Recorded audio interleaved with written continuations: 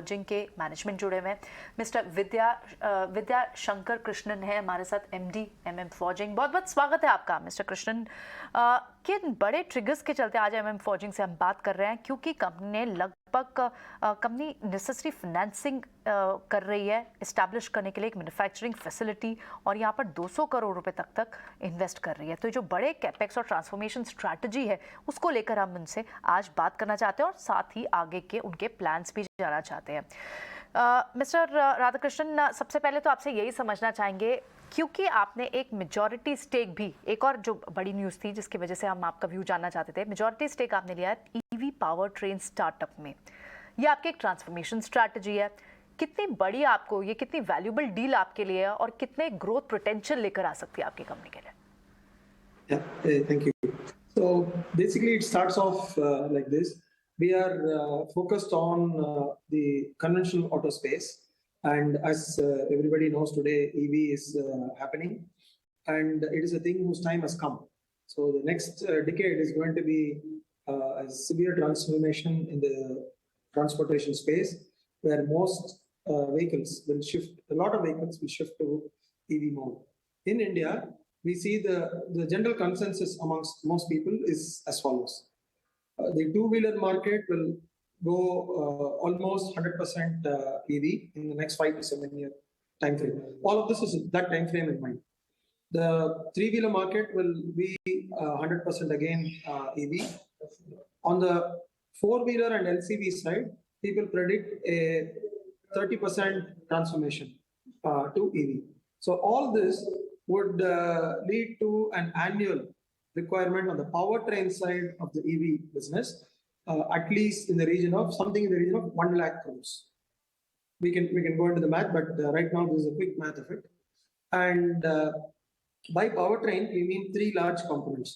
Basically, the controller, which takes power from the battery and delivers it to the motor. Then we have the motor itself, and the third is the mechanical axle, which converts the rotary motion of the motor into the motion of the wheel. So this is these three together are called the powertrain of an EV. And this market is expected to grow to about at least 1 lakh crores over the next 5 to 7 years. And with Abhinava Rizel, we have MM Forgings is entering into the motor space, and we are looking for opportunities in the controller and the axle space as well. Axles we can develop internally as well, or partner through partnership with known firms. That's kind of like conventional technology. But controller and motors are something very that's new and transformational. With this, we will be able to offer a reasonable, very good product offering to customers. And looking at the market size, any share to Abhinava Rizel will be a significant entry as far as MM Forgings is concerned.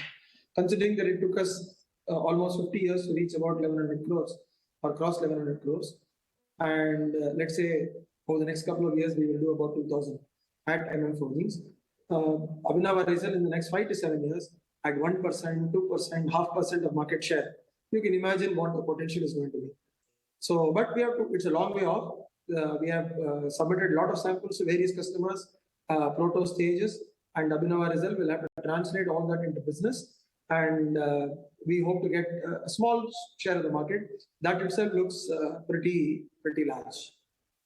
Krishnan, many congratulations on your transformation strategy, और expect यही करते हैं कि जो गोल strategy आपने set किए हैं वो अचीव भी आप करें इस स्ट्रैटेजी के तहत. लेकिन coming on to the export front, substantial revenue जो है एक्सपोर्ट से आपके कारोबार के लिए आता दिख रहा है, और इसी को ध्यान में रखते हुए, इसी को मद्देनज़र रखते हुए, क्योंकि इन्फ्लेशन सिनेरियो अक्रॉस ग्लोब एक बड़ा कंसर्न बना है, एक्सपोर्ट की स्थिति इस वक्त कैसी नज़र आ रही है? MM Forgings currently serves four markets largely: Europe, America, North America, India, and South America. India accounts for 50% of our overall revenues. South America about 10%. North America and Europe together, the balance 40. Rough share continent-wise. Now Europe is very clearly in the throes of energy inflation. And even not just inflation, energy availability itself. is in question because of the geopolitical situation there. US also is under a lot of inflationary pressure. All this could also be a lot of loosening that was done during COVID time or in the recent geopolitical tensions, but we need not go into the reasons of for the inflation. But inflation, I think, is writ upon most of the developed world. As a result, inflation-driven commodity prices are putting pressure on many a pocket, and that would lead to some extent a demand slowdown. Now, whether this translates into a full-blown recession or whether this translates into just a mere blip in growth or just somewhere around 0% growth, it all remains to be seen. For example, the US, though technically under recession, unemployment is still at an all-time low. The labor participation rate is extremely high, and therefore, this is kind of new territory. But generally, I would agree with you. Inflation is there, and as a consequence, slowdown in export markets. Overall, I would say that things are likely to slow down a little bit from here, but mostly inflation, the inflationary impact is largely behind us from most count. But the geopolitical volatility today is phenomenal. So that can always be a joker in the cards. This apart, I would say inflation, the peak of inflation, we are thereabouts, or we are just beyond the peak. Peak of inflation आपको लगता हो गया और worst is behind us. बिल्कुल, बहुत बहुत शुक्रिया आज मिस्टर कृष्णन हमसे बात करने के लिए और ये सारे व्यूज हमसे शेयर करने के लिए। तो अभिनवा राइजल ये एक ईवी सेगमेंट की स्टार्टअप है और इसमें कंपनी में हिस्सा खरीदा है। वो ईवी पावर ट्रेन सेगमेंट को लेकर काफ़ी बुलिश है। एमएम फॉर्जिंग के एमडी में बता रहे थे कि ये पूरा सेगमेंट तो 1 लाख करोड़ तक हो जाएगा आने वाले समय में।